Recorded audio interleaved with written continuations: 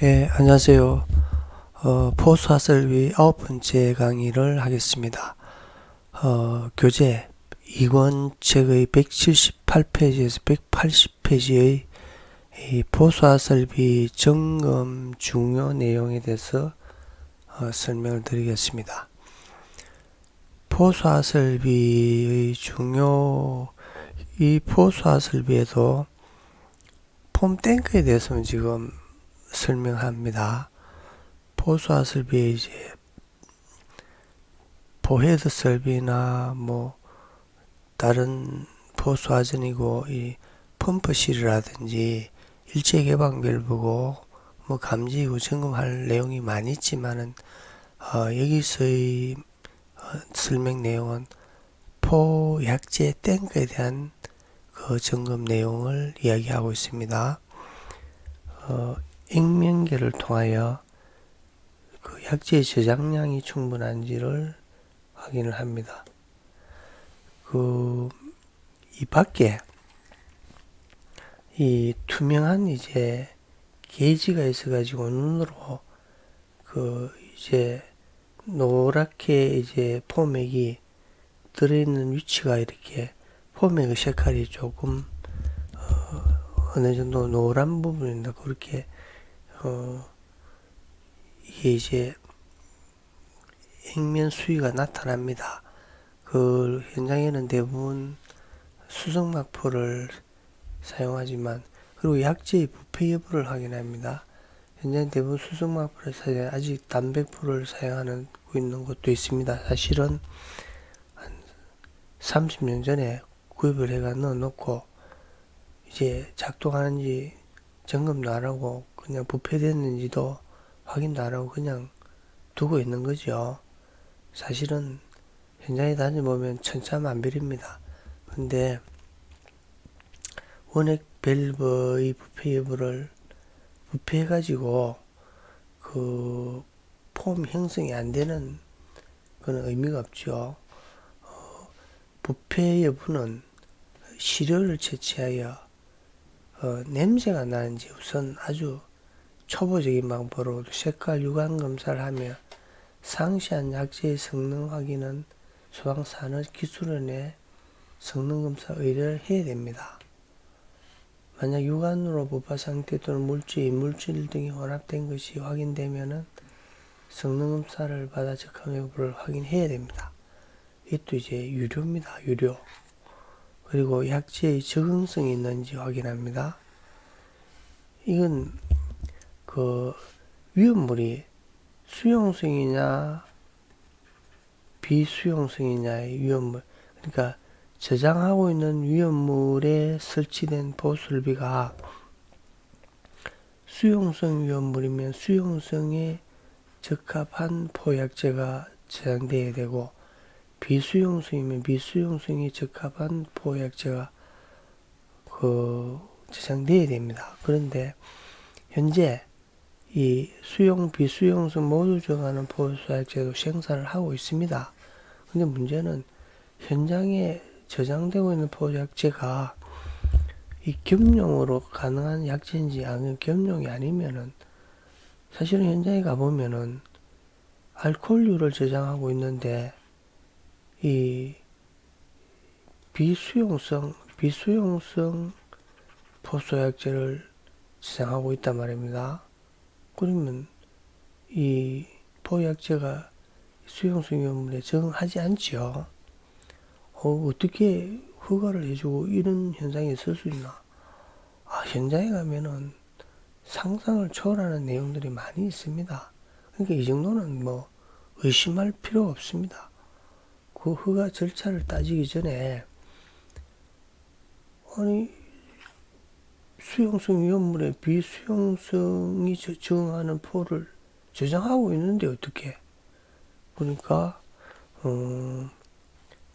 사례를 한번 들어보겠습니다. 하나의 방류제 6개의 고정포가 설치된 오게된 그 장소 중 두 개의 탱크는 수용성 위험물이고 4개의 탱크는 비수용성 위험물이 설치됐다. 이 장소에 수성막포, 수용성 위험물에 적하는 원액 탱크 1기를 설치하여 6개의 탱크에 겸용으로 사용하겠다.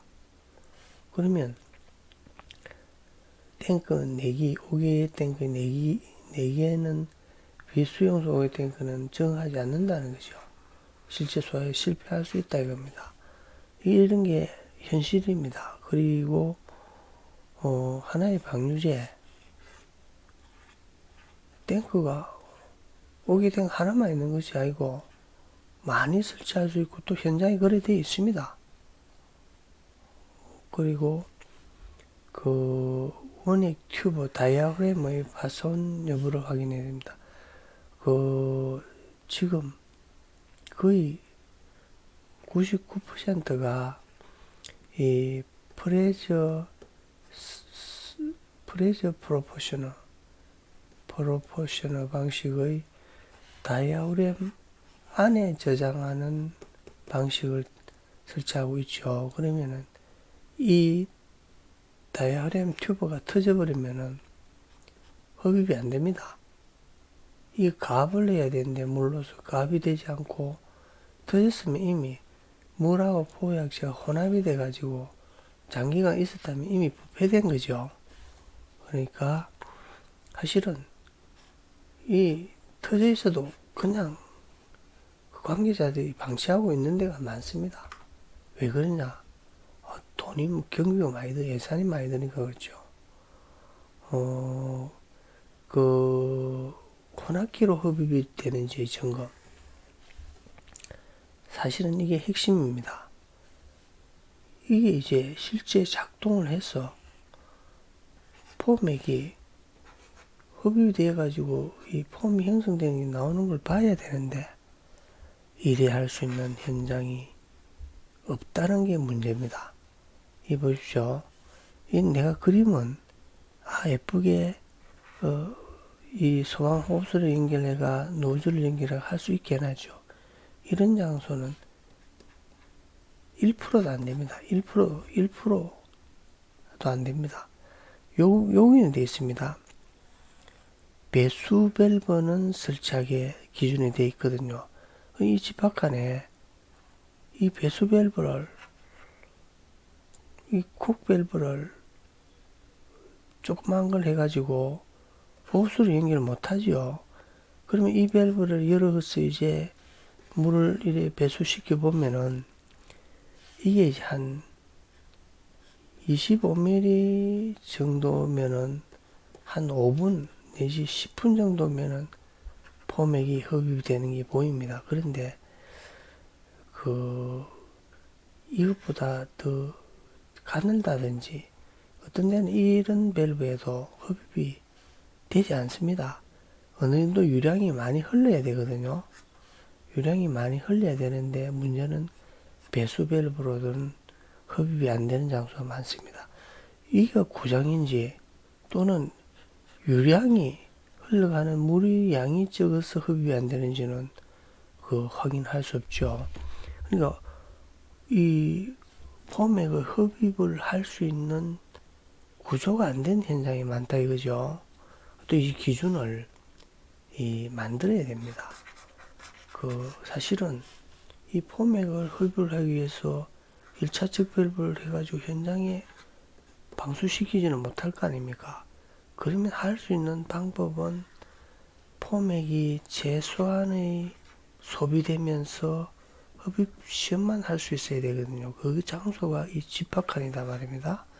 집합칸에 40mm의 호수를 연결할 수 있는 연결구를 만들어라. 이런 이제 기준을 만들면 여기서 65mm를 하면 더 좋지만은 아쉽게 40mm 정도의 호수만 연결해서 이렇게 방수를 하면은 한 2 내지 10분 정도의 안에 포맥이 이렇게 빨려 나와서 거품이 형성되는 걸 확인할 수 있다는 말입니다.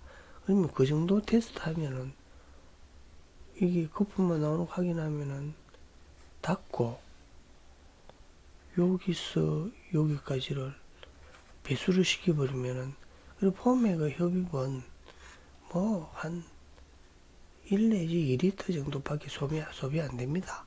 그렇게 테스트하는 방법도 것도 있습니다. 그리고 원액 튜브 다이아프램의 손상 여부의 확인 방법은 제가 이제 현장을 막 많이 여기저기 해보니까 이제 저 나름대로 이제 터득한 겁니다.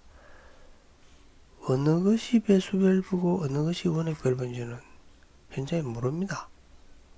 눈으로 이렇게 외부에 있으니까 그죠? 또 표지판도 있는 것도 없습니다. 그럼 이렇게 바가지를 놓고 배수 밸브의 물을 빼봅니다. 원액 밸브의 거도 빼봅니다. 원액 밸브의 거는 원액이 나와야 되죠.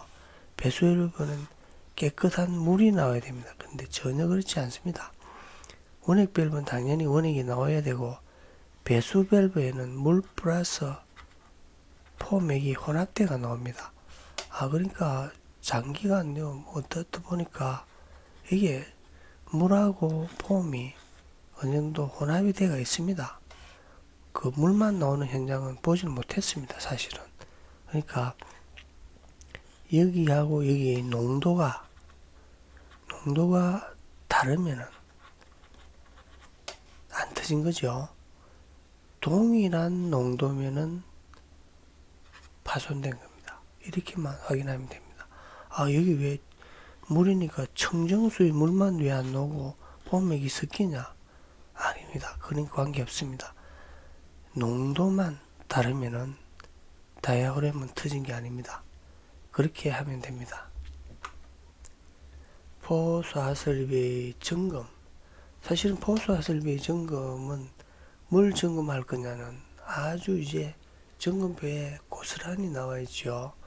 이게 청량고시의 밀지 255의 서식입니다. 포화수화약제 저장 탱크에도 수화약제의 변질 이런 게 다이아프램 파산 여부 아주 상세히 있습니다. 그리고 사실은 이 점검표도 여러분들이 원래 이제 개정판에 실었습니다만 각 설비마다 이 점검표가 하나의 답이 나옵니다. 그러면 이렇게 이 관리사에게도 출제가 이렇게 나오고 있습니다.